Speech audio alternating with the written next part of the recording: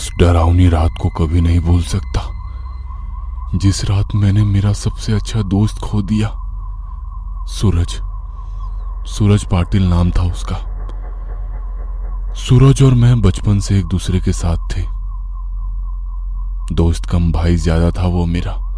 10वीं कक्षा के बाद हम दोनों ने लातूर के एक प्रतिष्ठित कॉलेज में प्रवेश लिया।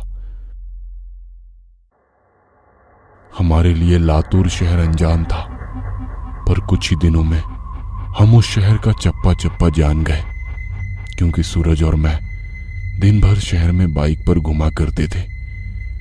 पर एक दिन वही रोज रोज शहर में घूमकर हम बहुत ज्यादा बोर हो चुके थे, इसलिए एक रात हमने लॉन्ग ड्राइव पर जाने का फैसला किया। भाई चल, कामे गांव के जंगल में लॉन्ग ड्राइव पर चलते हैं। सुना है उस जंगल का रास्ता मक्खन की तरह मुलायम है। हम कामे गांव के जंगल की तरफ कभी नहीं गए थे, पर हमने सिर्फ इतना सुना था कि कामे गांव का जंगल सिर्फ नाम का जंगल है, क्योंकि वहां हरे भरे पेड़ों के सिवाय कुछ नहीं था। क्योंकि उस जंगल में जो भी जंगली जानवर थे वे शिकार के कारण खत्म हो चुके थे, इसलिए रात में लॉन्ग ड्राइव पर जाने के लिए वो जंगल एकदम सेफ था। और ऊपर से उस रात पूर्णमासी की रात थी, मौसम भी अच्छा था, इसलिए मैं सूरज के साथ कामे गांव जंगल में जाने के लिए राजी हो गया। रात के 11 बजे हम कामे गांव के जंगल में दाखिल हो गए। हमने जैसे सुना था वैसे ही जंगल का रास्ता एकदम मक्खन की तरह मुलायम था। हमारी बाइक हवा से बातें करने लगी थी। वाकई बहुत मजा आ रहा था, पर मुझे इस बात की हैरानी हो रही थी कि हम जंगल के इतने अंदर दाखिल हो चुके थे, पर तब भी हमें रास्ते में एक भी गाड़ी दिखाई ना दी थी। जंगल का पूरा रास्ता सुनसान पड़ा हुआ था। तभी रास्ते में हमें एक पुल दिखाई दिया। सूरज ने उस पुल के बीचों बीच बाइक रोक दी। वो अंग्रेजों द्वारा नदी के ऊपर बनाया गया 100-200 साल पुराना ब्रिज था। पुल के बाजू में एक बड़ा सा बोर्ड लगा हुआ था और उस पर लिखा था सेंट जॉर्ज ब्रिज। हम दोनों पुल पर गए और खड़े हो गए। पुल के नीचे से नदी बह रही थी। पुल से कोमल हवा बह रही थी। पुल के नीचे बहती नदी के पानी में चांद दिखाई दे रहा था।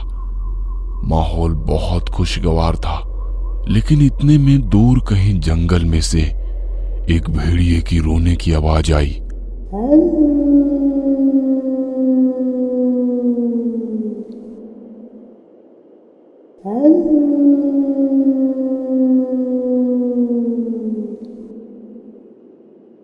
पुल के ऊपर से बहने वाली हवा अचानक से रुक गई। नदी का पानी अचानक से रुक गया। चांद एक काले बादल के पीछे गायब हो गया। तभी हमारे सर के ऊपर से एक टिटहरी भयंकर आवाज में चीखती हुई मंडराने लगी, मानो वो हमसे कह रही थी कि यहां से जल्दी से भाग जाओ। हमारे महाराष्ट्र में ऐसा माना जाता है कि टिटहरी का चीखना अशुभ घटना का संकेत होता है, और मैं ये अच्छी तरह से जानता था। सूरज, मुझे यहाँ पे कुछ अच्छा नहीं लग रहा है। टिटहरी का चीखना मतलब कि हमारे चारों तरफ खतरा मंडरा रहा है। हमें जल्दी यहां से निकल जाना चाहिए। अरे भाई, कुछ अशुभ नहीं होता, बस ये अंधविश्वास है। टिटहरी के चीखने की वजह उसका गुस्सैल स्वभाव होता है और वही उसकी आवाज भी होती है। अब चुपचाप यहां खड़ा रह और खूबसूरत नजारा देख, सूरज ने मुझसे कहा। तभी मैंने सूरज के पीछे कुछ दूर पुल की रेलिंग के पास एक औरत को खड़े हुए देखा। दूर से तो वो दिखने में सुंदर लग रही थी, पर वो पुल के नीचे झांक रही थी। मैं उसकी तरफ देख ही रहा था कि इतने में वो औरत अपनी चप्पलें उतारकर पुल की रेलिंग पर चढ़ गई। सूरज, पीछे देख, वो औरत क्या कर रही है? मैंने सूरज से कहा। सूरज ने पीछे मुड़कर देखा। वो औरत अभी भी पुल की रेलिंग पर खड़े होकर नीचे देख रही थी।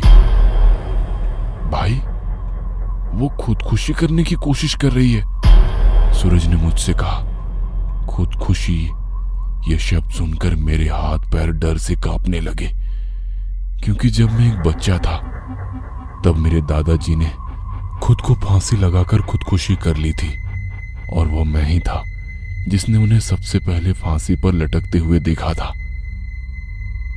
ओ, नीचे उतरो, कहते हुए सूरज उस औरत को रोकने के लिए उसकी तरफ भागा, लेकिन मैं वहीं खड़ा रहा, क्योंकि मेरे आंखों के सामने फांसी पर लटकते हुए मेरे दादाजी आ रहे थे।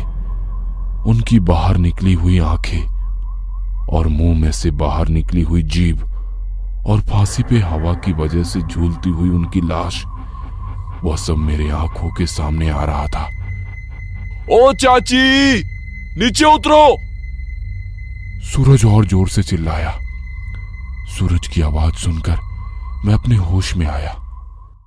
सूरज उस औरत के बहुत ही करीब जा पहुंचा था, पर तभी वो औरत नदी में कूद गई। तब तक मैं दौड़ते हुए सूरज के पास जा पहुंचा। वो औरत हमारे आंखों के सामने नदी में डूब रही थी और चीख रही थी, वाचवा मला कोड़ी तरी, वाचवा वाचवा मला कोड़ी तरी। मतलब बचाओ, मुझे कोई बचाओ।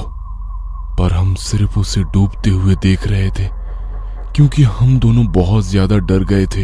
वाचवा, ये पुरानो मला वाचवा। वो औरत डूबते हुए हमारी तरफ देखकर चीखने लगी और मदद के लिए गुहार लगाई। उसकी दर्द भरी चीखें सुनकर मेरे तो रोंगटे खड़े हो गए थे, पर तभी सूरज ने उसका टी शर्ट उतारकर मेरे मुंह पर दे मारा और पूल की रेलिंग पर चढ़ गया। रुक जा सूरज, मैं तुम्हें नदी में कूदने नहीं दूंगा। मैंने उसका हाथ पकड़कर उसे रोका।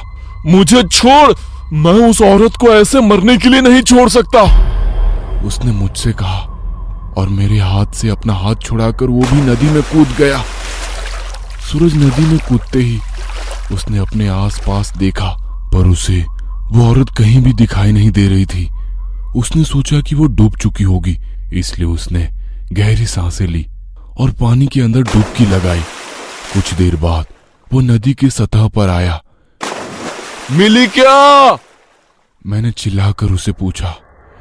नहीं, सूरज पानी में से चिल्लाकर मुझे बोला, और उसने फिर एक बार गहरी सांस ली और नदी में डुबकी लगाई।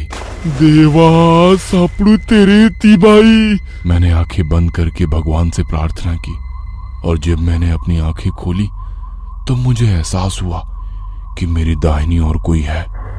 मैंने झट से दाहिनी ओर देखा और मेरे पैरों तले जमीन खिसक गई, क्योंकि मेरे बगल में ही पूल की रेलिंग पर वही औरत बैठी थी जो कुछ देर पहले नदी में कूद गई थी। वो किसी जंगली जानवर की तरह पूल के रेलिंग पर बैठी हुई थी और नदी में सूरज की तरफ देख रही थी। हाय, कैसे शक क्या है, ये औरत तो अभी अभी नदी में कूद गई थी और मैंने खुद इसे नदी के पानी में डूबते हुए देखा था, तो ये अचानक से वापस इस पुल पर कैसे आ पहुंची? मैं मन ही मन सोच रहा था, पर तभी मेरी आंखें खुली और मैं समझ गया कि ये कोई औरत नहीं बल्कि एक चुड़ैल है, और मैं डर के मारे कांपने लगा। सूरज! मैं डर के मारे जोर से चिल्लाया। तभी उस चुड़ैल ने मेरी तरफ देखा, और जैसे उसने मेरी तरफ देखा मैं सिर से पैर तक कांपने लगा। उसका चेहरा काला और आंखें पीली थी, माथे पर बड़ा सा कुमकुम था और नाक में बड़ी सी नथ थी। उसके नुकीले दांत उसके मुंह से बाहर निकले हुए थे और उसके नाखून जंगली जानवर की तरह लंबे और नुकीले थे। क्या हुआ, मुझे ढूंढ रहे हो? उस चुड़ैल ने मुझसे पूछा, और डर के मारे मेरा गस्सा सूख गया। सूरज, हड़ाल! मैं फिर से चिल्लाया और मैंने पुल से नीचे नदी में देखा। सूरज पानी की सतह से हमें घूर रहा था। उसे भी पता चल चुका था कि वह कोई औरत नहीं, एक महिला नहीं बल्कि एक चुड़ैल है। सूरज हमें चौड़ी आंखों से देख रहा था। मैंने सोचा कि यह चुड़ैल अब मुझे इसी पुल पर चीर फाड़ कर मार देगी और फिर मेरे कच्चे मांस को चबा चबा कर खा जाएगी, क्योंकि मैं अकेले ही उसकी पकड़ में आ गया था और डर के मारे मैंने अपने पेंट में पेशाब कर दी। डरो मत, मैं तुम्हें नहीं, उसे अपने साथ नदी में ले जा रही हूँ।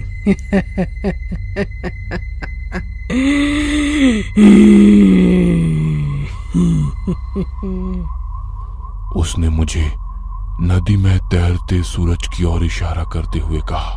जब मैंने ये सुना तो मेरा दिल डर से दहल उठा। वो पानी में सूरज को अपने साथ ले जा रही थी। सूरज, जल्दी से पानी से बाहर निकलो, नहीं तो ये चुड़ैल तुम्हें नदी के पानी में ले जाएगी, मैंने सूरज से चिल्लाते हुए कहा। यह सुनकर सूरज पानी में ठहर गया। उसके हाथ पांव सुन पड़ गए। उसे एहसास हो गया था कि वह नदी में से बाहर नहीं निकल पाएगा, क्योंकि वो नदी के बीचों बीच था।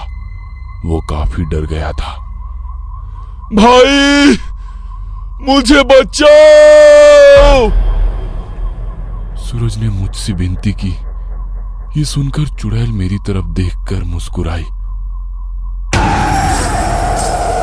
और उसने पुल से सूरज पर छलांग लगा दी। धीरजिया! सूरज आखिरी बार चिल्लाया और वो चुड़ैल उसे पानी के अंदर ले गई। कुछ देर तक पानी में से बुलबुले निकलते रहे, पर कुछ देर बाद वो भी बंद हो गए।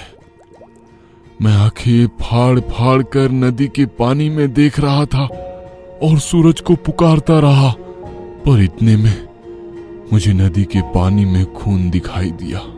मेरी आंखों में आंसू आ गए और मैं समझ गया कि उस चुड़ैल ने सूरज को मार दिया है। मैं वो सदमा बर्दाश्त ना कर सका। मेरी आंखों के सामने अचानक अंधेरा छा गया और मैं उसी जगह पर बेहोश हो गया। जब मुझे होश आया तब सुबह हो चुकी थी। मैं 4-5 लोगों से घिरा हुआ था। पुल पर काफी सारी लोगों की भीड़ जमी हुई थी। लोग पुल के नीचे झांक कर देख रहे थे। मैं उठकर पुल के पास गया और देखा कि नदी के किनारे पानी में सूरज की लाश तैर रही थी। उस चुड़ैल ने बड़ी ही बेदर्दी से उसके सीने से दिल निकाल लिया था। मेरा सबसे अच्छा दोस्त मुझे छोड़कर चला गया था। उस दिन मुझे कामे गांव के लोगों से पता चला कि वो उस नदी में 100-200 साल पहले से ही एक चुड़ैल का वास था। असल में हुआ ये था कि अंग्रेजों के जमाने में एक अंग्रेज अफसर ने सुंदरा नाम के एक औरत का बलात्कार किया था। ये बात आसपास के सब गांव में फैल गई थी। इसी कारण सुंदरा से गांव की कोई भी औरत बात नहीं करती थी, क्योंकि सब लोग कहते थे कि उसकी पवित्रता नष्ट हो चुकी है, अब वो अपवित्र हो गई है। गांव के लोग उसे हर दिन ताने मारते थे। कुछ दिन बाद सुंदरा के पति ने भी उसे छोड़ दिया। तब सुंदरा अपने मायके चली आई। कामे गांव ही उसका मायके था, पर वहां भी उसे बहुत सारी बेइज्जती झेलनी पड़ी। वो लोगों के हर रोज के ताने सुनकर तंग आ गई थी। इसी वजह से एक दिन पूर्णमासी की रात सुंदरा ने कामे गांव के सेंट जॉर्ज ब्रिज से नदी में कूदकर खुदकुशी की। मरने के बाद वो चुड़ैल बन गई। हर पूर्णमासी की रात सुंदरा सेंट जॉर्ज ब्रिज पर आती थी और लोगों को इसी तरह कपट से अपना शिकार बनाती थी।